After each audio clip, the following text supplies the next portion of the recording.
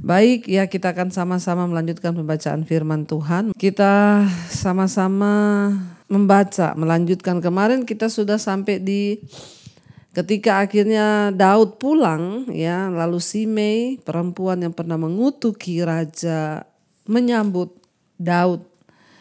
Ya, dan semoga pertobatannya itu benar-benar pertobatan yang sungguh-sungguh, bukan palsu.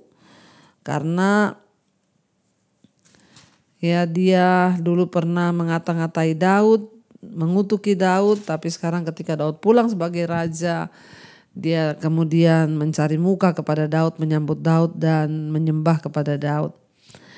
Kita akan lanjutkan sekarang dengan 2 Samuel 19 ayat yang ke-24. Judul perikopnya Mefiboset menyongsong raja. Ayat 24, juga Mefiboset bin Saul menyongsong raja.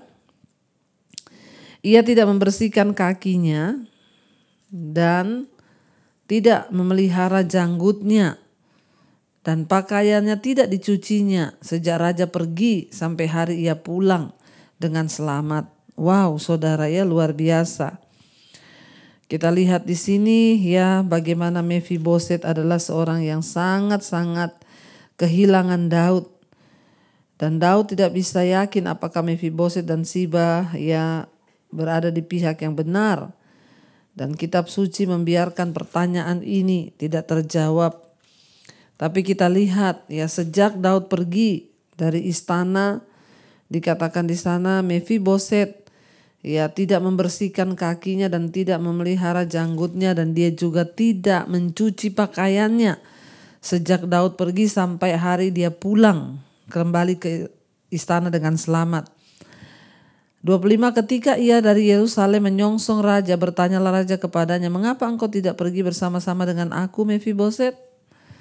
Ya, jawabnya, ya tuanku raja, aku ditipu hambaku, sebab hambamu ini berkata kepadanya, pelanailah keledai bagiku supaya aku menungganginya dan pergi bersama-sama dengan raja, sebab hambamu ini timpang. Ia telah memfitnahkan hambamu ini kepada tuanku raja, tetapi tuanku raja adalah seperti malaikat Allah. Sebab itu perbuatlah apa yang tuanku pandang baik. Walaupun seluruh kaum keluargaku tidak lain daripada orang-orang yang patut dihukum mati oleh tuanku raja, tuanku telah mengangkat hambamu ini di antara orang-orang yang menerima rezeki dari istanamu. Apakah hakku lagi, dan untuk apa aku mengadakan tuntutan lagi kepadanya? Apa tuntutan lagi kepada raja? Tetapi raja berkata kepadanya, apa gunanya engkau berkata-kata lagi tentang halmu? Aku telah memutuskan engkau dan Siba harus berbagi ladang itu. Lalu berkatalah Mefiboset kepada raja, biarlah ia mengambil semuanya, sebab tuanku raja sudah pulang dengan selamat. Jadi kita lihat di sini Daud sebenarnya meragukan ya apakah Mefiboset itu sungguh-sungguh ya berpihak kepada Daud atau tidak. Dan memang tidak terjawab ya, sebab memang Mefiboset punya alasan yang cukup kuat, dia timpang kakinya. Jadi gak mungkin dia bisa ikut dengan raja, dan dia juga menceritakan bahwa dia ditipu oleh hambanya. Tapi ya tidak dijawab di sini mereka menipu atau tidak. Ya tapi raja berkata ya sudahlah ya, yang penting raja itu sudah pulang dengan selamat. Sekarang kita lanjutkan ayat 31, Barsilai ikut mengantarkan raja. Juga Barsilai orang Gilead itu telah datang dari Regalim dan ikut bersama-sama raja ke sungai Yordan untuk mengantarkannya sampai di sana. Barsila itu sudah sangat tua, 80 tahun umurnya. Ia menyediakan makanan bagi raja selama ia tinggal di Mahanaim, sebab ia seorang yang sangat kaya. Berkatalah raja kepada Barsila, ikutlah aku dan aku akan memelihara engkau di tempatku di Yerusalem. Tetapi Barsila menjawab raja, berapa tahun lagi aku hidup sehingga aku harus pergi bersama-sama dengan raja ke Yerusalem? Sekarang ini aku telah berumur 80 tahun. Masakan aku masih dapat membedakan antara yang baik dan yang tidak baik? Atau masih dapatkah hamba-Mu ini merasai apa yang hamba makan atau apa yang hamba minum? Atau masih dapatkah aku mendengarkan suara penyanyi laki-laki dan penyanyi perempuan? Apakah gunanya hamba-Mu ini lagi menjadi beban bagi Tuanku Raja? Sepotong jalan saja hamba-Mu ini berjalan ke seberang sungai Yordan bersama-sama dengan Raja. Mengapa Raja memberikan ganjaran yang sedemikian padaku? Ayat 37, biarkanlah hamba-Mu ini pulang sehingga aku dapat mati di kotaku sendiri, sehingga aku dapat mati di kotaku sendiri dekat kubur ayahku dan ibuku. Tetapi inilah hamba-Mu Kimhan, ia boleh ikut dengan tuanku Raja, perbuatlah kepadanya apa yang tuanku pandang baik. Lalu berbicaralah Raja, baiklah Kimham, ikut dengan aku akan berbuat kepadanya apa yang kupandang baik, dan segala yang kau kehendaki daripadaku akan kulakukan untukmu. Kemudian seluruh rakyat menyeberangi sungai Yordan, juga Raja menyeberang. Setelah itu, setelah berpamitan dengan Barsilai dengan ciuman, lalu orang ini pun pulanglah ke tempat kediamannya. Tidak banyak hal yang diceritakan saudara tentang Barsilai ini. Namun dikatakan dia adalah seorang tua yang berumur 80 tahun. Dia ikut memelihara Raja Daud karena dia seorang yang kaya raya. Dan ketika Raja Daud pulang, Raja Daud ingin membawa dia ke istana.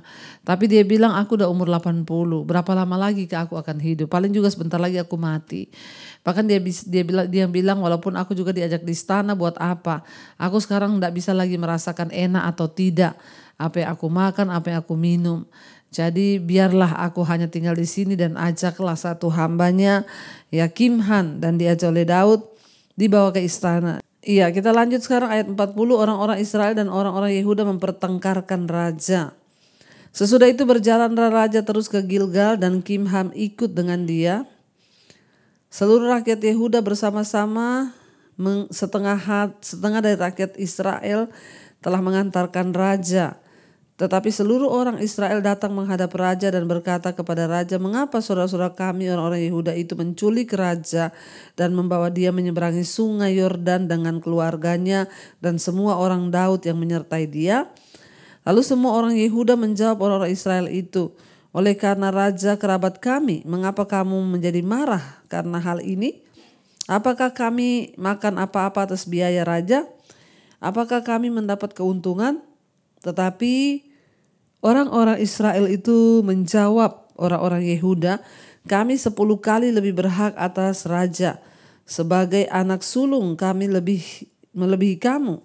Ya, mengapa kamu memandang kami rendah? Bukankah kami yang pertama-tama harus membawa raja kami kembali? Tetapi perkataan orang-orang Yehuda itu lebih pedas daripada perkataan orang-orang Israel.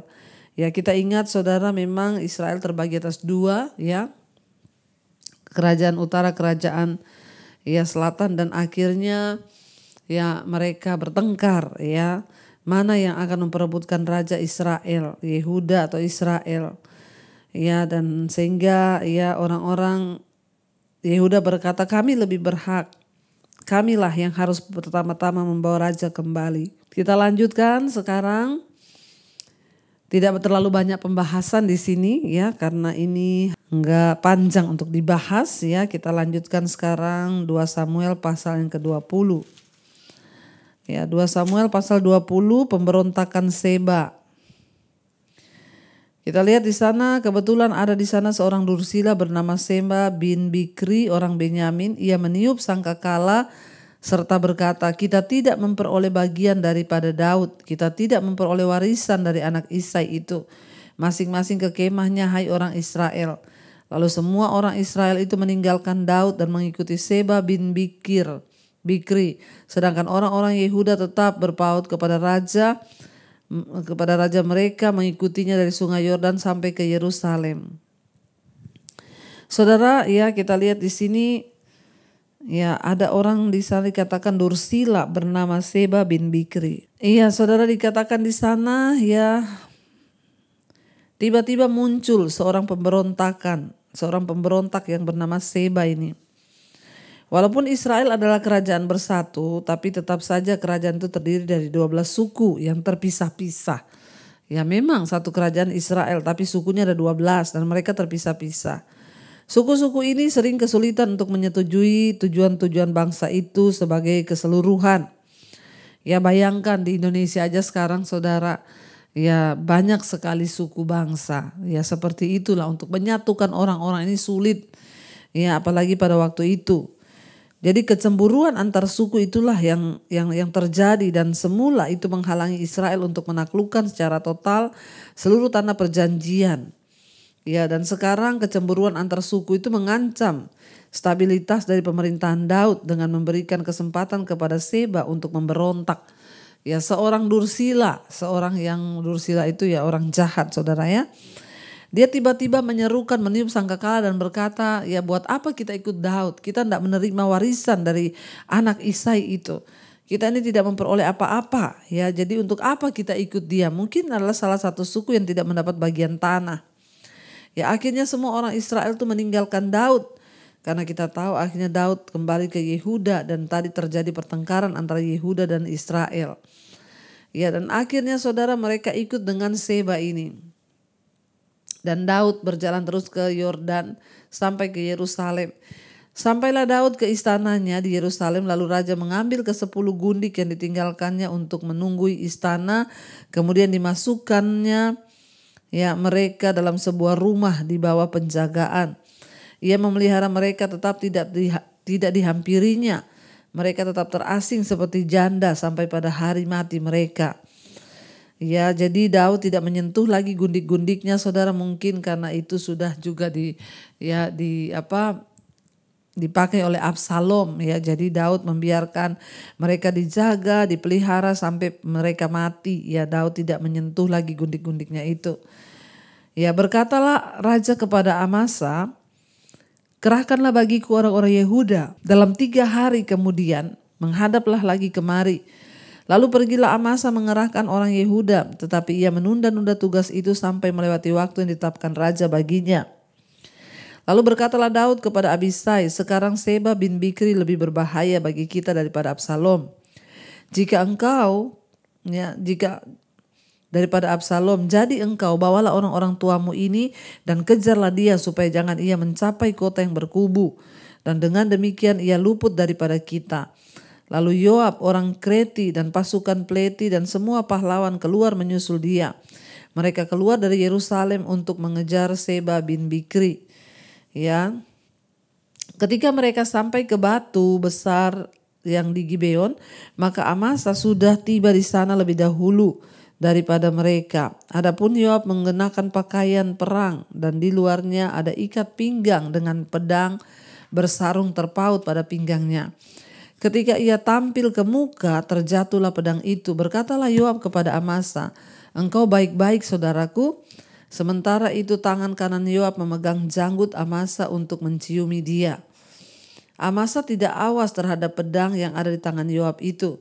Yoab menikam pedang itu ke perutnya sehingga isi perutnya tertumpah ke tanah.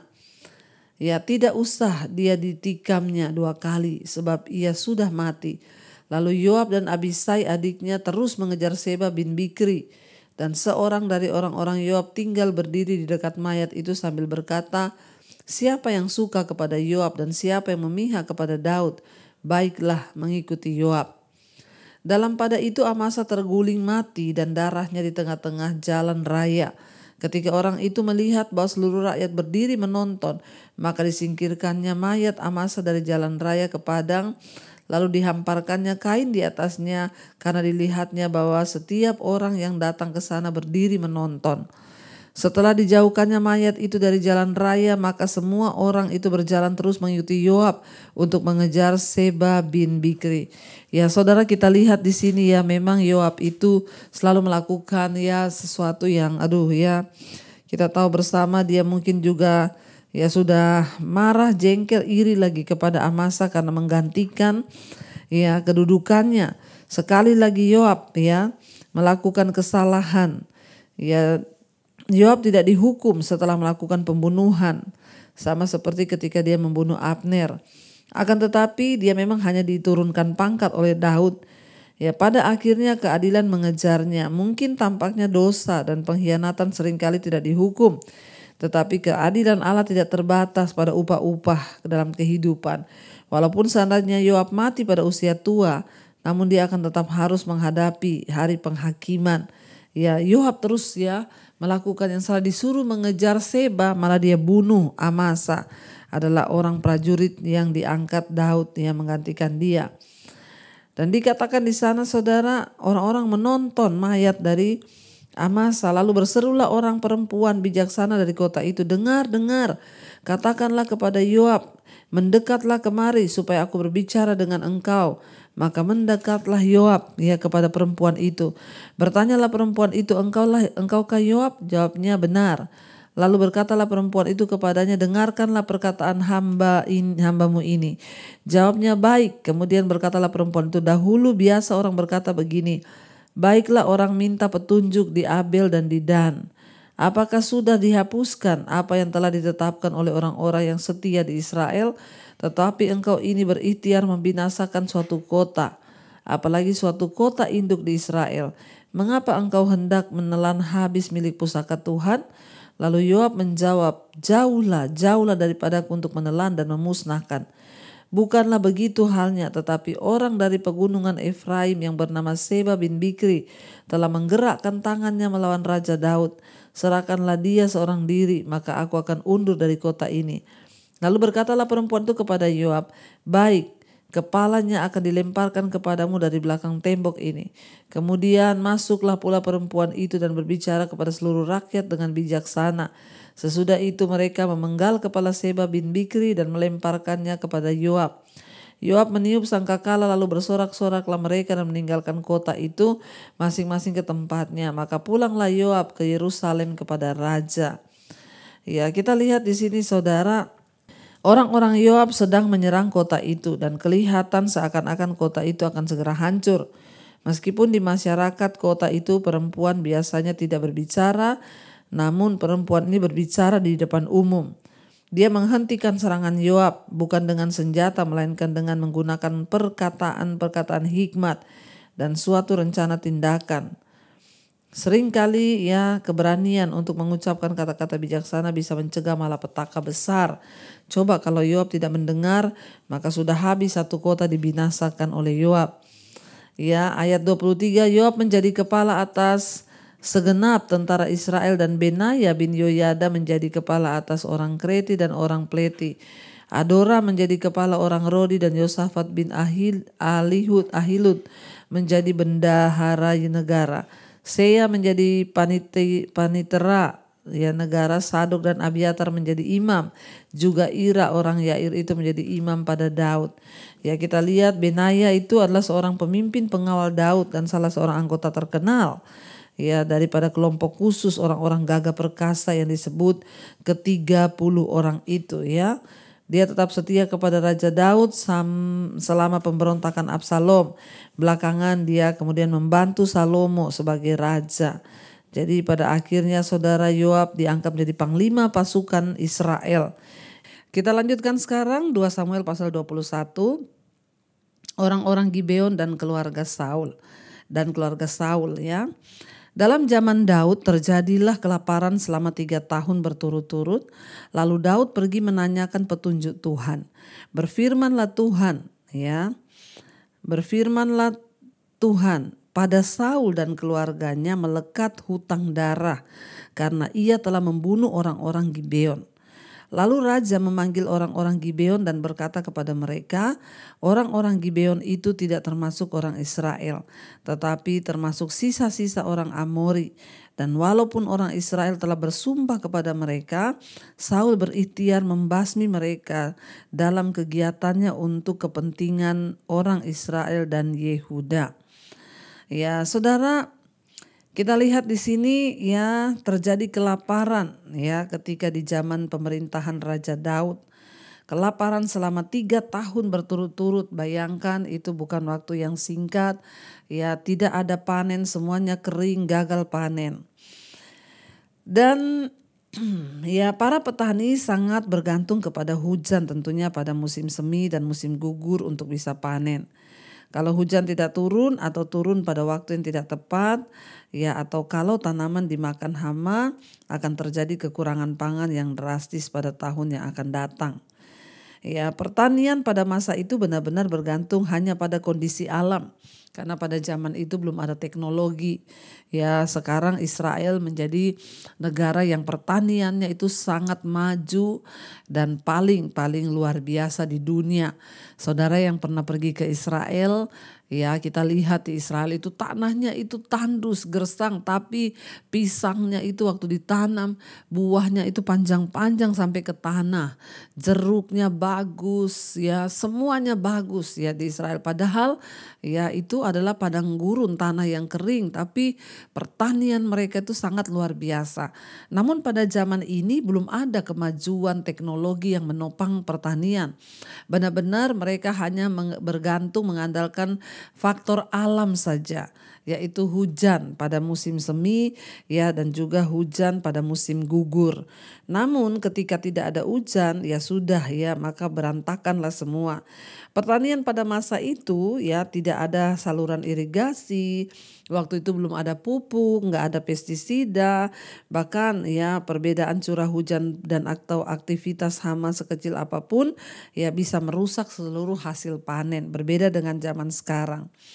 Ya, dan dikatakan di sana 4 pasal berikutnya ini adalah lampiran untuk kitab ini. Jadi peristiwa ini digambarkan, ya, dan ya kita melihat di sini bahwa di nanti pasal-pasal ke depan ini menceritakan perbuatan-perbuatan ya yang Daud lakukan selama pemerintahannya.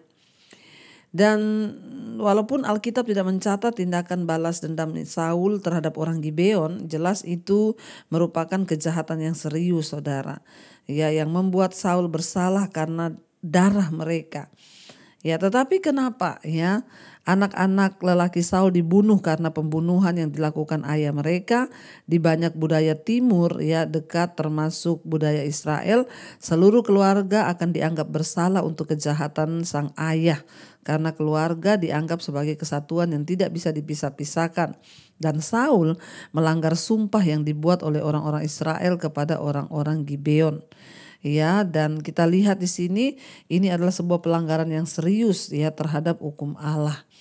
Dan ya Daud juga mengikuti tradisi untuk memperlakukan keluarga sebagai satu kesatuan atau anak laki-laki Saul bersama ya bersalah karena membantu Saul membunuh orang-orang Gibeon. Jadi kita lihat di sini, saudara, ketika Daud bertanya kepada Tuhan, ya mengapa terjadi ya sebuah kelaparan itu. Dan Tuhan berfirman kepada Daud bahwa pada Saul dan keluarganya melekat hutang darah karena ia telah membunuh orang-orang Gibeon. Lalu raja memanggil orang-orang Gibeon dan berkata kepada mereka, orang-orang Gibeon itu tidak termasuk orang Israel, tetapi termasuk sisa-sisa orang Amori. Dan walaupun orang Israel telah bersumpah kepada mereka, Saul tetap berikhtiar membasmi mereka dalam kegiatannya untuk kepentingan orang Israel dan Yehuda. Ayat 3 dikatakan, Daud berkata kepada orang-orang Gibeon itu, apakah yang dapat kuperbuat bagimu dan apakah ya dapat kuadakan penebusan supaya kamu memberkati milik pusaka Tuhan. Lalu berkatalah orang-orang Gibeon itu kepadanya, bukanlah perkara emas dan perak urusan kami dengan Saul serta keluarganya. Juga bukanlah urusan kami untuk membunuh seorang di antara orang Israel. Tetapi kata Daud, apakah yang kamu kehendaki akan kuperbuat bagimu? Sesudah itu berkatalah mereka kepada raja, ya dari orang yang hendak membinasakan kami, ya yang bermaksud memunahkan kami sehingga kami tidak mendapat tempat dimanapun di daerah Israel, biarlah diserahkan 7 orang anaknya laki-laki kepada kami supaya kami menggantung mereka di hadapan Tuhan di Gibeon di bukit Tuhan. Lalu berkatalah raja, aku akan menyerahkan mereka. Tetapi raja merasa sayang kepada Mephiboset bin Yonatan bin Saul karena sumpah demi Tuhan ada di antara mereka, di antara Daud dan Yonatan bin Saul. Saudara, Gibeon ini memang bukan wilayah Israel. Dan pada waktu itu mereka bukan termasuk orang Israel. Tapi Tuhan tidak menyuruh untuk dibunuh orang-orang ini. Ya, tetapi pada waktu itu Saul melanggar sumpahnya dan dia membunuh orang-orang di Gibeon ini, dan itu menjadi hutang darah di hadapan Tuhan. Sehingga terjadi ya kutukan atas tanah Israel, mereka mengalami ya masa kelaparan 3 tahun. Lalu akhirnya ketika Tuhan menyampaikan itu kepada Daud, Daud bertanya kepada orang-orang Gibeon itu. Dia bilang, apa yang dapat aku lakukan supaya kamu dapat melepaskan berkat atas tanah milik pusaka Tuhan ini. Karena ya kutuk itu ada gara-gara Saul pernah membunuh ya orang-orang di Gibeon itu. Dan akhirnya mereka berkata kepada Daud, kami tidak minta emas atau perak. Namun kami meminta semua keturunan dari keluarga Saul yang laki-laki harus diserahkan kepada mereka 7 orang. Ya, laki-laki dari keturunan Saul yang masih tersisa. Ya, Daud berkata, aku akan menyerahkannya. Tapi Daud ingat Mephiboset itu adalah anak Yonatan yang kakinya cacat. Ya, Daud tidak ingin menyerahkan Mephiboset karena Mephiboset itu ya Daud pernah terikat sumpah dengan Yonatan. Ingat dulu ketika ya Yonatan berkata kepada Daud, jika nanti engkau menjadi raja, ya ingatlah akan keturunanku. Jangan sampai ya engkau membiarkan keturunanku terlantar atau membunuh mereka. Jadi Saul merasa ya kasihan dan dia tidak sampai hati untuk menyerahkan Mephiboset ini yang cucu Raja Saul yang dia panggil untuk tinggal di istana. Saudara ingat kisahnya ya. Lalu raja mengambil kedua anak laki-laki Rispa binti Aya yang dilahirkan bagi Saul, yakni Armoni dan Mephiboset, dan kelima anak laki-laki Merab ya binti Saul yang dilahirkannya bagi Adriel bin Barzilai, orang Mehola itu. Kemudian diserahkannya lah mereka ke dalam tangan orang-orang Gibeon itu. Orang-orang ini menggantung mereka di atas bukit di hadapan Tuhan. 7 orang itu tewas bersama-sama. Mereka telah dihukum mati pada awal musim menuai, pada permulaan musim menuai jelai. Ayat yang ke-10.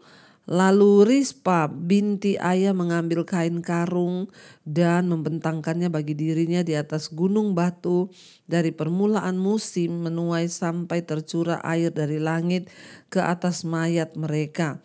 Ia tidak membiarkan burung-burung di udara mendatangi mayat mereka pada siang hari ataupun binatang-binatang di hutan pada malam hari.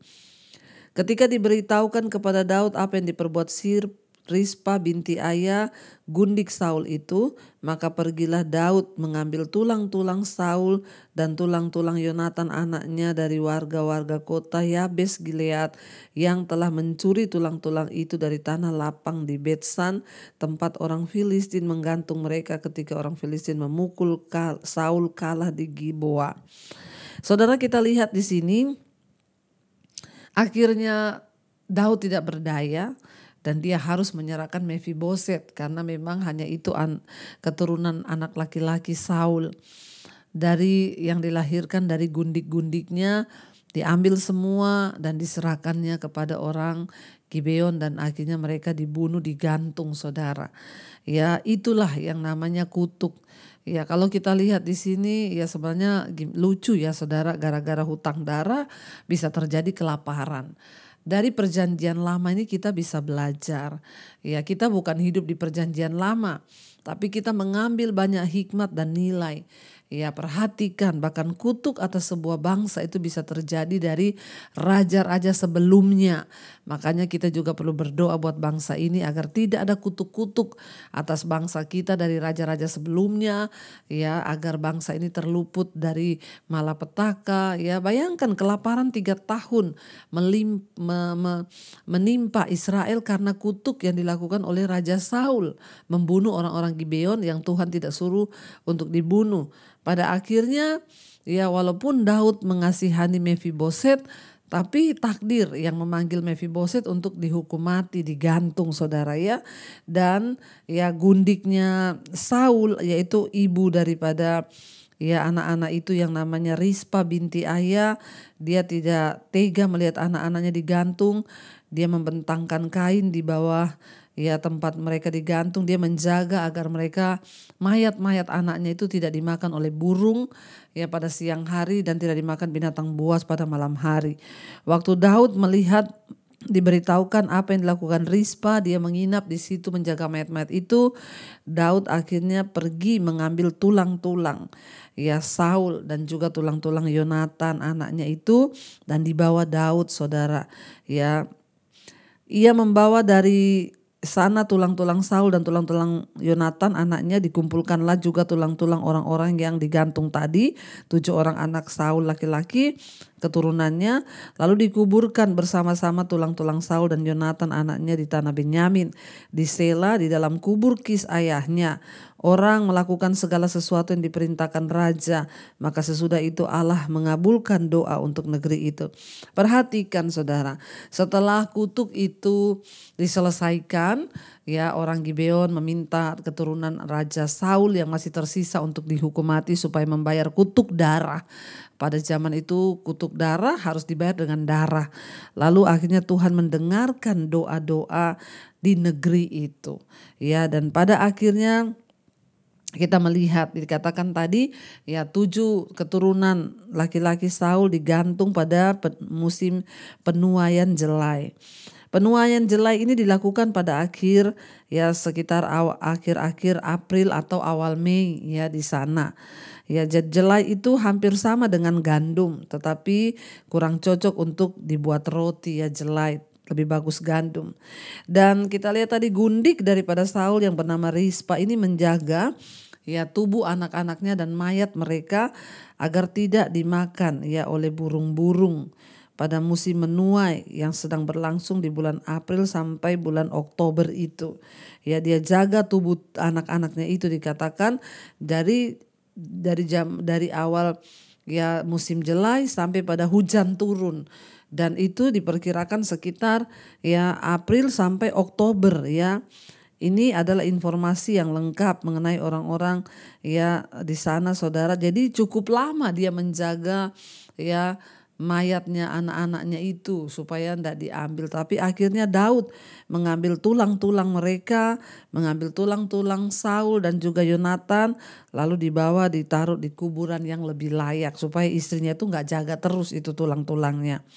Dan kita lihat di sana akhirnya Tuhan mendengarkan doa mereka dan akhirnya juga semuanya teratasi, kutuk tidak lagi ada karena hutang darah telah dibayar dengan darah.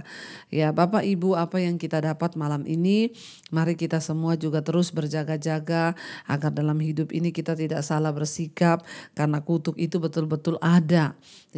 Siapa yang bilang sampai hari ini tidak ada kutuk? Bagi orang yang hidup dalam Kristus Yesus sudah tidak ada kutuk karena dia sudah bertobat, tidak mengulangi lagi. Tapi bagi orang yang walaupun Kristen mengaku Yesus tapi masih hidup dalam dosa, persinahan, kenajisan, iri hati, sakit hati, kutuk itu masih tetap ada bagi keturunan-keturunannya. Kunci dari kutuk itu bisa diputuskan yaitu pertobatan. Mohon pengampunan di dalam darah Yesus, kita bertobat supaya anak cucu kita tidak kena kutuk. Makanya saudara-saudara, mari kita hidup hati-hati, bertindak hati-hati, jangan suka sirik sama orang, jangan suka melakukan hal-hal yang tidak benar supaya hidup kita ini juga boleh mengalami berkat dan bukan mengalami kutuk. Mari kita tundukkan kepala, kita merenungkan firman ini. Terima kasih Bapa, kami bersyukur buat hari ini kami belajar banyak dari firman Tuhan. Kami tahu setiap firman ditulis itu ada makna, ada nilai, ada hikmah. Kami belajar dari firman-Mu agar menjaga hidup di dalam kekudusan, menjaga hidup di dalam semua jalan kebenaran agar kami tidak mengalami kutuk-kutuk itu. Tuhan berkati setiap anak-anak-Mu Bapa, mereka yang sedang ada dalam pergumulan, mereka juga yang sedang ada di dalam terikatan dosa. Tuhan lepaskan agar kami tidak mengalami kutuk itu dalam kehidupan kami, namun sebaliknya kami boleh mengalami berkat Tuhan. Terima kasih Bapa, mari kita buka hati dan tangan kita saudara. Terimalah berkat, rahmat, anugerah dari Allah Bapa, cinta kasih Tuhan Yesus Kristus, penyertaan Allah Roh Kudus Kudus turun atas hidup kita sekalian di dalam nama Tuhan Yesus. Mulai hari ini bahkan sampai kali yang kedua Tuhan Yesus datang menjemput, nama kita tercatat dalam kitab kehidupan. Dalam nama Tuhan Yesus yang percaya diberkati Tuhan, katakan bersama amin, amin, amin. Tuhan Yesus memberkati saudara, shalom dan Immanuel.